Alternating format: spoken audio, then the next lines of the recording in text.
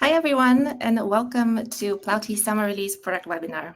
We are so happy to have you here because we have prepared exciting content for you. We're going to tell you about all the summer release that went live on Monday, 5th of August.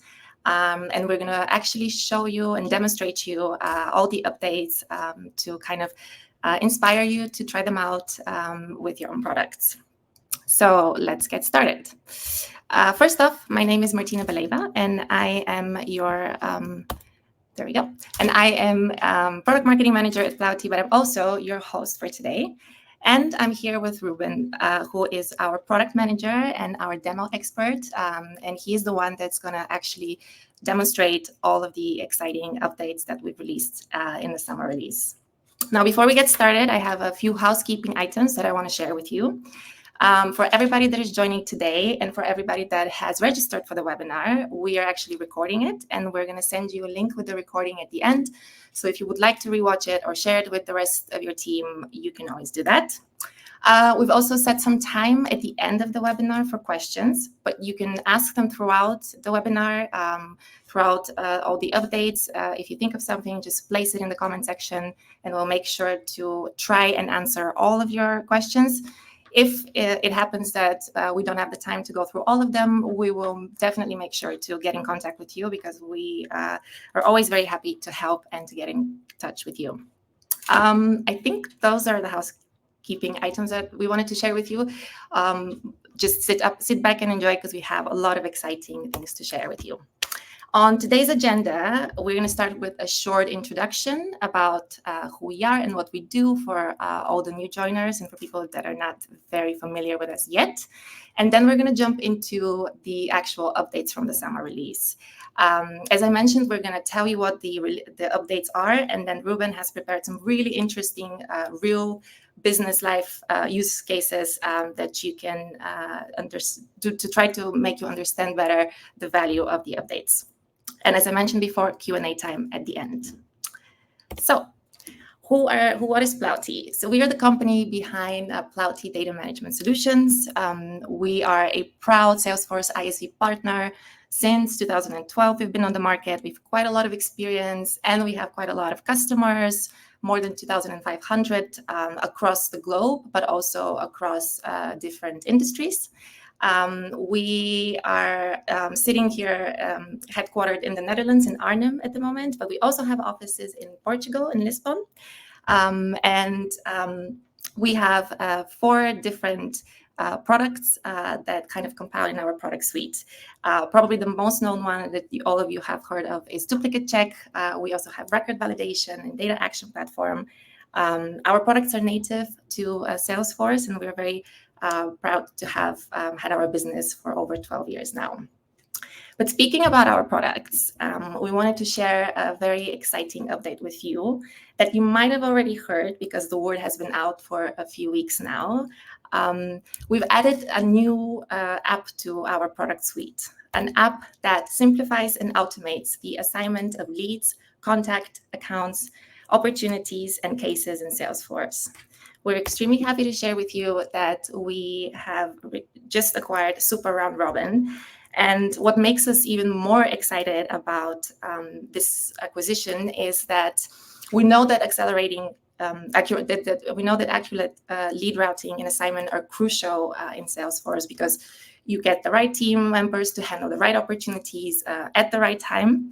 But think about it in combination with clean data, validated data. The process becomes even more powerful because with high quality data, you can get leads routed without duplicates, without errors, and that really helps your team to respond quickly and effectively. So we're very excited about the synergy and how this fits our product suite, because between data quality and the automated lead assignment, you really are able to ease your workflow and also to boost chances for converting leads and really increase your chances for business opportunities, for higher revenue.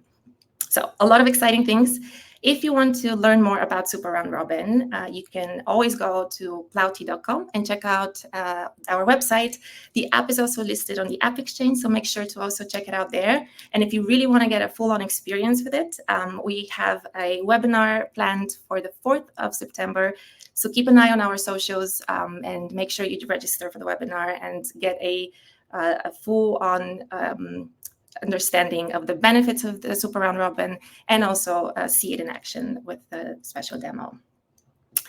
And that brings me to our summer release. Let's start with what we promised, the updates from the latest Plauti release. So the first product we're going to start with is our beloved Data Action Platform. For those of you who are not very familiar with it yet, Data Action Platforms offer a suite of capabilities specifically designed for admins. And what it includes is bulk updates that are very simple and single action executions.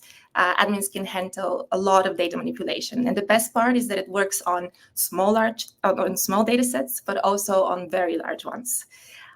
There is an action library that you can enter, and you can use actions from mass updates, mass delete, all the way to some premium automation with the integration of ChatGPT. Now, this is something that we released a year ago, and we've received very positive feedback on the ChatGPT integration. We've seen a lot of teams using it, so we really wanted to continue working on that part of the product. So this is why the team is proud to present today to you our latest update to ChatGPT Vision. What it does is basically enables you to analyze images attached to records, and it can extract details, for example, errors or any items that are part of the invoice. And what it does is that it generates text descriptions to make sure that you can work faster and easier, but also to reduce the errors. But I think the best way to understand it and to really see the value is if you actually see it in action. So I'm going to give the word to Ruben, who is going to show you the magic of ChatGPT Vision. Cool. Yeah, thank you, Martina, for the introduction. Hi, everyone. My name is Ruben. I'm the product manager for Plauti, and it's good to see so many familiar names in the attendee list today. I'm proud to show you the newest addition to the action library of Data Action Platform, which is the Ask ChatGPT Vision action. And I have prepared 3 business use cases to show you what we can do in Salesforce using this new action to our action suite. And the first one is going to be a manual thing that I'm going to start, and later I'm going to show you how you can use this in automation as well. So I'm going to navigate to my contacts, and I'm going to find a contact called Eva Miller, and you can see that in the notes and attachments here, Eva added receipts. She went to the McDonald's, and like Martina already shared, using Ask ChatGPT Vision, we can analyze images, and we can, for example, extract information from them. So what I can do here, just as a simple use case to show you how the configuration is done, I can run Ask ChatGPT Vision on a single record. I can run it on a selection of records as well. Using Data Action Platform, we have a lot of execution methods, so we can run batch processes, we can run things in flow, or just from a list view like this. So after selecting Eva Miller, I'm going to the Action Launcher. And of course, the Action Launcher is from Data Action Platform. And in the Action Launcher, I can see all the data actions that are assigned to my username. So the administrator decided that I'm able to use these actions in my list view. And one of them is Ask ChatGPT Vision. So I'm picking that. After which I can configure the action, and I can configure a prompt, which I have prepared. Of course, I'm going to copy and paste it over here. So what I'm going to ask ChatGPT Vision, I'm asking it to analyze the invoice image and extract all line items, including descriptions, quantities, and prices, and return the extracted information as plain text in the following format. If I want to use field variables as well from the record I'm executing from, but for this use case, that's not necessary. And as a second step, I can define what attachment I want to use. I'm going to pick the newest attachment, but if I want, I can also define an attachment file name. As a result field, I can use a custom field that I've created, which is called receipt line items. And then I can click next. I will get a confirmation, and then I can run the action. And now we are asking ChatGPT to analyze the image attached to the record Eva Miller. And when we go to the record, if we find that field, then now you can see that in the long text area, it was able to extract the information from the image and return it as plain text in Salesforce. This use case can, of course, be extended to invoices, receipts, financial documents, and you can ask it to retrieve whatever you want from an image or a file and store it in the Salesforce database for further processing, which is pretty nice.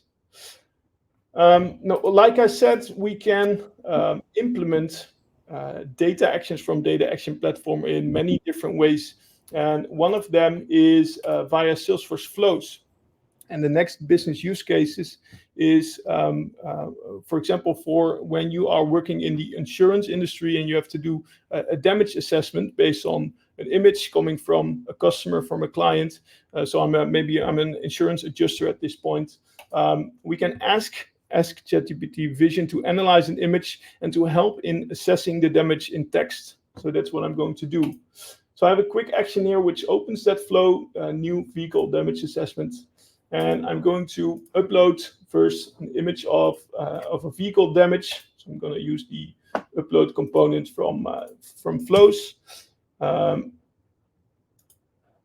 going to, I want to show this one, but that's difficult. Wait, because if I go to my Finder, then it doesn't show me the thing. But maybe if I do this, wait. Tip. 1, 2, 3. Can I show it in the browser? No, I cannot. Well, I can attach it maybe first, and then I can show you what the image is later. Well, I'm going to attach this image of a broken vehicle, which I cannot showcase because the sharing screen option is not able to do the quick preview here. And I'm clicking next. So now, based on the image, which I can show you in a second, Data Action Platform on the background is going to send out a prompt. I can show you the prompt by showing you the macro which is behind this, and I'm asking it to analyze the image and analyze it based on the following pointers. So I'm asking it for a description of the damage, a location of the damage, the extent of the damage, repair costs, total repair costs, and the impact on vehicle functionality. So these are things that a car insurance adjuster should be able to write in a report to do a damage assessment. Now, when I go back, you can see that using Data Action Platform based on the image, which we'll see in a second, because it's now an attachment related to the record, it was able to determine the vehicle brand, the model. It's able to describe the description. It's able to describe the damage of the thing that was going on. It is doing an estimation on the repairs and what it will cost, and impact on vehicle functionality. The vehicle is not drivable due to extensive damage to the front bumper and left headlight, which compromises the safety and visibility. So this is a tool that can help by doing a proposal for example, a damage assessment report that needs to be created in Salesforce. Now, when I create this record, and if I look up the records, because I promised you to show you the picture which is behind this. Go to the related tab, you can see this was the image that I wanted to show you at the beginning. So it's indeed a broken Tesla. And when we compare it with the text that was generated based on the assessment report, you can see that it perfectly divided everything to the right fields and did a nice damage assessment report, which can be of great help. So I have another example because, like I said, we are able to execute all the actions from any point of entry. And what I've set ready is this case over here. And I'm going to use the email to case functionality from Salesforce. And then again, I cannot show the email itself unless I maybe share my screen differently. So maybe Danielle, I'm gonna share my entire screen. Can you please put this on? Yeah, this is what we should have done in the beginning. So I'm using an email to case. So this is quite a long case, which I'm going to insert. And there's a screenshot attached to it as well. So now I'm going to make use of the Ask ChatGPT action in combination with the Ask ChatGPT Vision action. I'm now going to insert it into Salesforce. And you can see that if we wait a little bit, that the case will enter this list.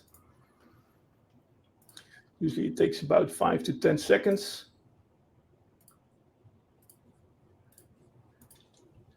And there it is, it's on the bottom. So on the right side, so this is the case that came in and we got the screenshot as an attachment. We have added a DEP AI analysis box on the top right. And using direct action, which is a feature in data action platform that is able to trigger actions based on record insert, for example, via email to case. I'm now asking it to generate a case summary. I'm asking it to read the case and to assign the case to the relevant department that is best suitable for answering this specific question. So, for example, support or financial administration. I'm asking it to decide the priority of the case, so high, medium, low. I'm asking it to extract the error message from the screenshot in text. I'm going to ask it if it might be a spam case. So is it spam, yes or no? And I'm also asking it to draft a potential reply to this customer query, which the support agent can decide to take over. So when I refresh the page, because doing these calls takes some time, of course, we can see that we got a nice bullet point summary of the content. We can see that the case was immediately routed to the support team because the content of this case is best suitable handled by support, and I think that makes sense. Priority is high because it's an urgent query. We were able to extract the error message from the attachment, which we can see here. You can see that it's hardly readable at the bottom, but it still was able to extract it and store it in a field as plain text. It sees that it's not a potential spam case, and we got a potential reply based on the content of the case. So yeah, things like this we can trigger on record insert, and the limitations here are the limitation of your imagination, because we can write any prompt, we can ask it for any response that is helpful for a support team in answering these questions best. So yeah, that's basically the first part of the demonstration. So let's go back to Martina for the next in line. Thank you, Ruben, and thanks for the demonstration. Really interesting. I also already see some comments and remarks and questions, so I think everybody is excited to learn more about this. But let's move on to the next update indeed, because we have a lot to show you. We're still on to the ChatGPT topic, actually. So as I mentioned before, and Ruben showed, we've integrated ChatGPT, and what it does is actually enabling users to leverage record-specific data to generate AI-driven content or actions. You can, as you see, you can do a lot of different things with it, but you can also tailor your prompts to fit your business needs, like Ruben mentioned. Now we're excited to show you that we've improved even further by giving the ability to extend your prompts with data from related records to get more detailed summaries and create personalized messages, which we know is something very important for a lot of the sales teams out there. And it's all dedicated to make your workflow more efficient and your communication to your customers and clients more effective. How does that work? I'm going to give again the word to Ruben to show you the magic. Yes, thanks, Martina. Yeah, so we just saw the Ask ChatGPT Vision action, which is able to interact with images. But what we had first was our regular Ask ChatGPT action, which is able to interpret text and get a text response. And for that action, we did an iteration so that we can take into account data from related records as well. And this opens up a ton of possibilities because we can extend the context window of the prompt not only with record data from the record that you are initiating from, but also any number of related records. For example, cases, opportunities, activity history, you name it, we can query it and send it along in the prompt for GPT to analyze. And I have two use cases for that. And the first one is for this account over here, the Long Beach Medical Center. And when I go to the related tab, we can see here that Long Beach has a lot of cases opened up over the course of time. And I'm going to ask GPT to analyze all cases from the last 3 months to detect the sentiment, the tone of voice in these cases from the last 3 months so that I can decide to act on it. So, for example, if the tone of voice is not really positive, then I might ask someone from customer success to pay additional attention to it. So we can do that by going to the account list view again. And I'm now going to execute this for a single account, but we can also run this on a schedule. So on a daily basis to extract or to generate this information for all account records every week, every month, for example, if you would like to do that. You can do it manually via flows, via triggers, you name it. But for this sake of the presentation, this is most straightforward. So I'm picking Long Beach. I'm going to open up the action launcher again. And I'm now not going to use Ask ChatGPT Vision, but Ask ChatGPT. And then we have the prompt window again. And I'm going to copy and paste the prompt that I've prepared. So I'm saying I'm now sharing with you the cases I've received from name, which is a field variable that I've inserted, that you are able to insert via this button over here. In the last 3 months, and focus on the general sentiment, evaluate the tone and sentiment expressed the cases to assess the customer's overall satisfaction and emotional state. Make sure your response is concise and plain text only, maximum of 100 words. So that's the initial prompt, and now I can extend the initial prompt with data from related records. And I can do that by clicking the Add Data from Related Records button, in which we can look up the case object. We can look up relations in master detail and in lookup. So we can basically query the records of records that are related via both. We can decide to add a filter, for example, only take into account the cases from the last 3 months. And then as a follow-up prompt, I am going to share the case information.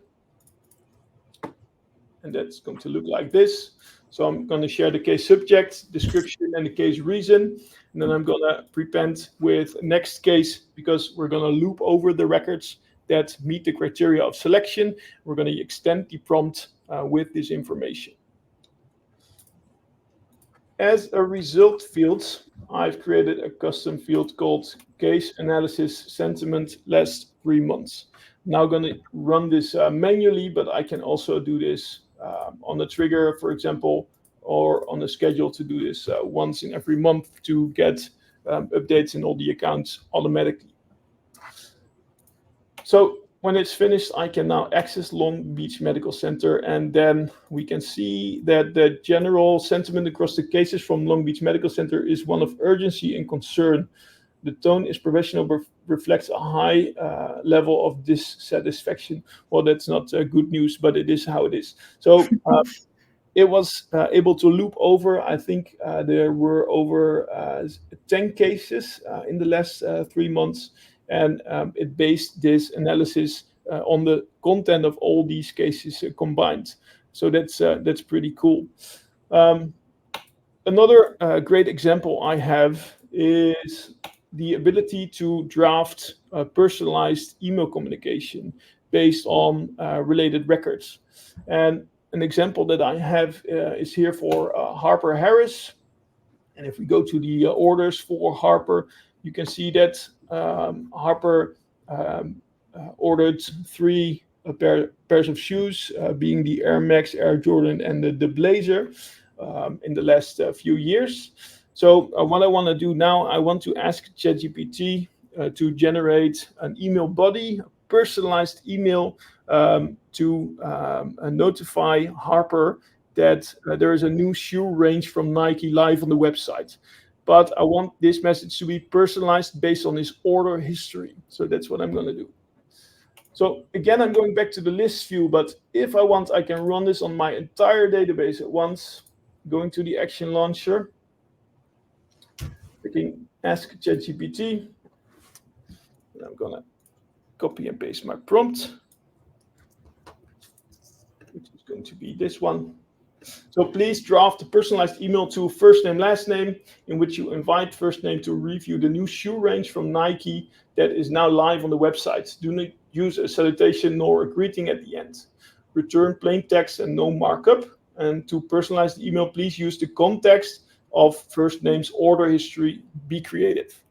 And because I'm asking it not to generate a salutation nor a greeting at the end, I can use this as an email body. And in my email template, I can create my own salutation and my own greeting.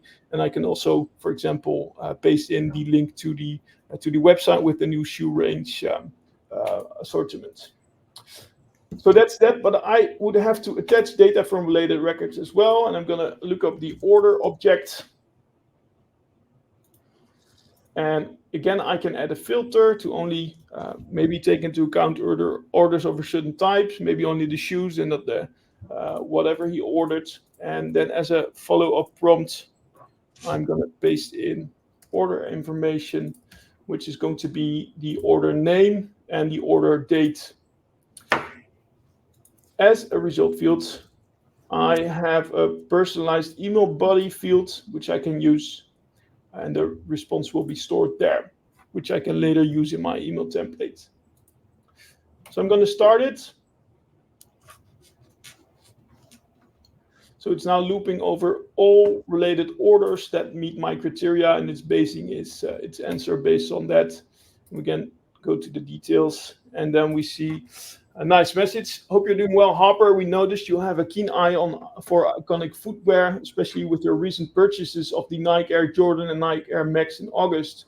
Not to mention you've been rocking the Nike Blazer since last year. Given your impeccable taste, we thought you'd be excited to know that our new shoe range from Nike is now live on the website. And as you see, there's no salutations, there's no greeting at the end. So this is actually perfect to take into account in an email template. And again, I can generate this for my entire database for a certain campaign that I want to do, and use that field for that specific campaign to generate like a hyper-personalized email invitation. In this case, for a Nike website, but also maybe you want to do this for events, for webinars, for whatever you would like to do. So yeah, pretty nice functionality if you ask me. And that was the end of this part. So I'm going to give the floor back to Martina. Thanks, Ruben, and really, really great examples showcasing how we can really help teams improve customer interaction, customer experience. So I hope that everybody watching now is also liking these examples and getting inspired to try them also with their own tool. Moving on to the next update, and we're still in Data Action Platform. That's the last summer release update for Data Action Platform. In the beginning, I mentioned that that platform has an action of library of actions, and it offers a lot of different data manipulation that you can do in bulk. You can do mass delete, you can do find and replace, but the most kind of popular and most used functionality is actually the oops, sorry for the mass updates. That's the most popular action from the action library. And our team has worked very hard on making sure that we continuously actually improve the user experience. So now what we've done is that you can add conditions to actions to ensure more flexibility. So you can update records based on specific criteria. You can apply conditions to schedule jobs, to macros, and yeah, with the goal to save your time and to save more effort and reduce all that manual work. But Ruben has some more great examples to show you how that actually works. Yeah, definitely. So the mass update action in Data Action Platform is our most used action, and that's why we wanted to do an iteration on it to allow for more flexible updates. And the thing that I'm now going to demonstrate before the iteration took 3 different mass update actions, and now we can do it in one action, which is way more flexible. So the use case is this. There is a user in my Salesforce which left the company. His name is John Doe, and he has a lot of leads assigned to his name. And I would like to redistribute his leads to the sales teams, to different queues, but I want to do it based on a few conditions. So that's what I'm going to set up. And to do that, I'm in the .job tab. This is the place where we can start a batch job in which we can run a mass update on any number of records in the database. And that's exactly what I'm going to do now. So I'm going to click New Job, and I'm going to redistribute records from John Doe. I'm going to select the records from the lead object. There it is. And I'm going to apply a filter because I would like to only target the records that are currently owned by John. So I'm setting the owner ID field. I'm going to look up John. And then I'm going to click Done. If I want, I can preview the records that now meet my filter criteria. And I can click Next. I'm not adding a schedule because I want to execute it directly. And from the action launcher, I can find the mass update action. And what I want to do, there are 58 records assigned to John, which is inactive. I want to redistribute them to my small business queue, my medium business queue, and my enterprise business queue based on the annual revenue field, which is part of the lead records. So to do that, I'm going to set the first update. I'm going to set the owner ID to the small business queue, but I only want to do that based on a certain condition, and that is going to be that the annual revenue should be less than $1 million. As a second update, I want to take into account the same records, and I want to assign records to the medium business queue if the annual revenue is greater than or equal to 1 million. However, the annual revenue should be less than 5 million. And I can set up condition logic 1 and 2. And then as a third update, I want to assign records to the enterprise business queue. And you can already imagine what I'm going to set. It needs to be, let me see, greater than or equals to 5 million. So yeah, I can now run this, which is pretty nice because I can do it in one single action, which makes a lot of sense because if you want to use this, for example, in a trigger, for example, you want one action to be executed instead of 3 different actions. And that's what the conditions allow us to do. So the mass update action is much more flexible in terms of what we can do than before. And yeah, that's basically what I wanted to show you regarding mass update. So back to you, Martina. Thank you, Ruben.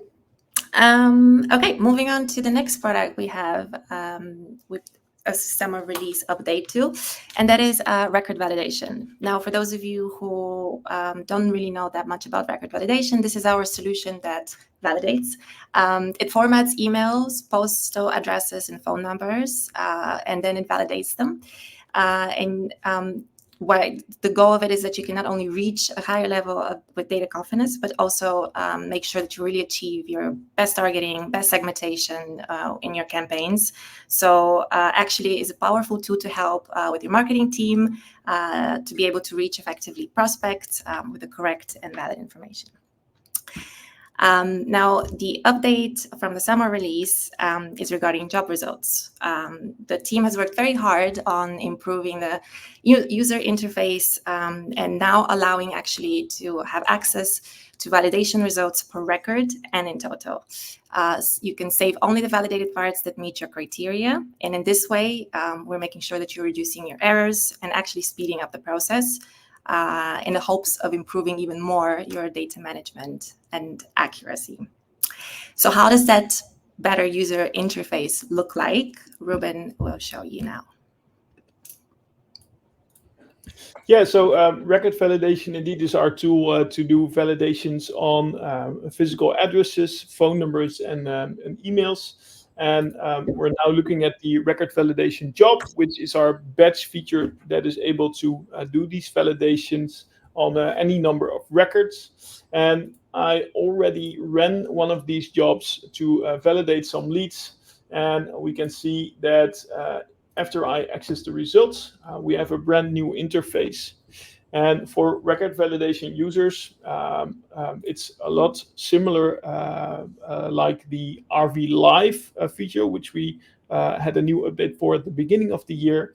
And what we see here, we can see all the records that we selected for validation. If I'm going to open up a record, then I can see the results of that validation. And if you want, and that's what we're looking at now, you are able to validate the suggestions that we have manually before you update the records with our suggested value. As you can see here, we got an address, Unter den Linden, from Berlin. And you can see here that the state province is missing and the country is in an ISO format DE. And the validation suggestion is an added state province and a standardized value at country. You can see a nice status message of what was done or what happened when we processed this record. So the current address was verified up to house number, but there is a suggestion that contains an improved verified number up to house number. For the phone number, you can see that we standardized it in the international format. And you can see that for email validation, this record has a catch-all policy. So that's up to me now what I want to do with this. Using record validation, we can process all these validation suggestions automatically as well. But this is the manual approach which you can go for. If you want, you can edit our suggestion to maybe add an extension number or a postal box or whatever. We can do that for email address as well and for the phone.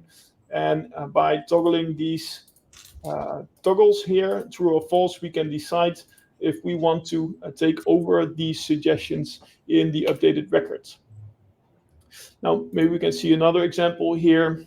We can see again that we had some nice suggestions for the address. Again, we standardized the phone number, but we see that the current email is correct, but verified as invalid, so this will bounce. And what I can do now, I can edit the record, or I can decide, well, if it's going to bounce, and I don't want to keep this email, so I can remove it, and I can update the record with the values. So yeah, the interface is much nicer, it's quicker, and the overview of the validation suggestions is much better. So it must be a delight if you're doing a lot of manual processing in RV to get this update, which is already live in the production environments. Back to you, Martina. Nice. Thank you, Ruben. This brings us to our last update for the summer release and for this webinar. And this is to our most popular and largest product in our product suite. That's Duplicate Check. Duplicate Check helps our users to find, merge, and prevent duplicates from any point of entry and in out product. We are 100% native on Salesforce, which is very important, what I mentioned in the beginning, which really not only helps the teams to adopt quicker, but it also gives the possibility to customize and based on your business needs and based on your existing product processes. The update that we've done for this release is specifically for set for merge. And it's something that we know that our customers have given feedback and have requested. So we're happy now to share that it's no longer possible to set the same group for merge twice. Users can update selected fields for improvements, and then the admins can see who requested the merge. And in this way, we're hoping to really help out with the team collaboration and, of course, to continue to improve the data quality. Ruben can now show us how that actually looks like. Yeah, thank you. So we're talking about set for merge, and this is kind of a hidden feature maybe that not everyone is aware of, that we're capable of this. And it's a feature that allows the administrator to decide if end users have the rights to be able to execute the merge, yes or no. And to be able to merge records using duplicate check, we need delete rights on the object. And if a user does not have delete rights, we are changing the merge button for a set for merge button, so that you can still involve end users in making merge decisions, and they can pick the fields that they want to set for merge. But the actual merge needs to be verified and needs to be executed by another user, someone that has delete rights and access to the DC job feature. This feature already existed, but we have some nice improvements on this feature, which I would like to show you now. And the best way to show you this is from DC Live. So DC Live is our component which you can put on the page layout, which shows duplicate records for the record that you are currently viewing. And by having this on the page layout, you could decide to allow end users to be involved in cleaning up duplicate data, which most of the times is a very good idea depending on your own requirements. So now I'm logged in as the Salesforce administrator. So when I click merge, you'll see that I simply have a merge button, and I can execute this right here, right now, because I have the appropriate permissions. But if I log in as a user with limited permissions, being that this user, the Incredible Hulk, does not have delete rights on the lead object. If I find the same records here, then if I click merge, then you can see that the button changed to set for merge. So now this user, which is not allowed to execute the merge right away, is able to do a proposal to the admin. For example, I see that there is a spelling error in Jennifer, so I can remove the double F, I can update it, and send this over as a merge proposal to the admin. And I can, for example, pick this one over the AO, Fox Memorial Hospital. And it makes a lot of sense to involve your end users in making these decisions, because they are the ones that know the records best. They work with these records on a daily basis. So now when I log out, and if I log in as another user with limited rights, Iron Man, and if I look up the same records, then we see the first iteration that we did. So now when I open up the merge page, this user can see the proposal from the Incredible Hulk, which set this example for merge before. And you can also now see feedback that someone already assigned this or flagged this merge to the administrator. If I want, I can update the pre-selected fields that were done by my predecessor, but I don't necessarily have to. I can click merge again, and you see that the record is not merged now. And when I log out and go back to my administrator profile with the sufficient rights, I can go to the duplicate check job page. And on the duplicate check job page, you will see a dedicated set for merge job.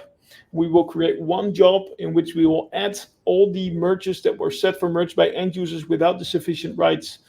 So an administrator can go here on a daily basis or whenever he wants to. He can access the results. And there, the administrator also has feedback that the set for merge was done by the Incredible Hulk and Iron Man. And when the admin opens up the merge page, he sees exactly the records and the fields that were set for merge by these end users. And the admin can now push the final button and take over the recommendation and execute the merge instead of the end users. So yeah, this was feedback. This was iteration that was requested a lot via our feedback platform, which is quite interesting to go to. It's at feedback.plauti.com. And we are really active on this page because we love to see your feedback. And for every release that we do, we try to take into account some tickets from the board. So if you have any ideas, any improvements, then feel free, or we happily invite you to share them on the feedback platform so that we can build in the future the things that are requested by some of you. And yeah, that was the end of what I wanted to show. So let's go back to Martina, and maybe there are some questions. Yes, indeed, there are. Thank you, Ruben, for demonstrating all of the exciting use cases. And it's actually, the question is actually on the screen. So I think everybody can see it. It's about ChatGPT Vision. If a PDF received from a customer using email to case, read the PDF content and automatically attach the file to the correct account record based on the account name specified in the PDF file. This entire flow should execute automatically without any manual intervention. So yeah, that's an interesting use case, and I can quite confidently say that this is definitely possible. As I mentioned before, the actions that we have, including Ask ChatGPT and Ask ChatGPT Vision, can be executed from a flow as well. And the functionality that you now described are going to need a flow, a Salesforce flow. So what we can do, we can trigger a flow on the email to case if we want to, so that we can interpret the attachment that is attached to the case and extract a company name from it. We can store that company name in a field as plain text, and then with that field we can search for the account. And in flows, yeah, we can query the account based on the text in that field, and we can make sure to link the PDF, but also maybe the Ask ChatGPT response and attach it to the account. So that's not that difficult, but you need some flow knowledge to get this done. And if you want to set this up, then we'd be happy to think along in how to set this up. But most definitely, use cases like this are perfectly capable if you combine data action platform capabilities with the native flow capabilities in Salesforce. Great. Thank you so much for answering this question. There was actually a few votes for it as well, so it was a popular one. There is one more question, and it's regarding data action platform. The question is, can you decide who has access to the actions in the action library? Yeah, that is a good question, because if we look at the actions in our action library, and let me go there via the DAP setup. We have the action library on the left side. Our action library is getting quite extensive. We can do a lot of amazing things that are not possible in Salesforce. But however, there is an action called mass delete in there, for example, and I can understand or can imagine that you don't want to give mass delete capabilities to John from sales. So what we can do, there is an assignment button for each and every action or macro that you have. And if you go to mass delete assignment, then we can decide who has access to this action. We can do that based on profiles, but we can also do it based on users specifically. And besides that, we can allow access to the action itself, but we can also decide for what objects this action can be accessed. So maybe only leads, maybe only accounts, maybe only tasks. That can be selected over here by adding an object. And at last, we can set a limit on the number of records this user is allowed to process using DAP.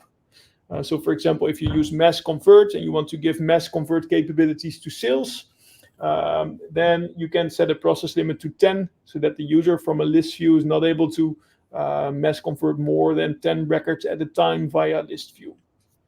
That was not the last, by the way, because the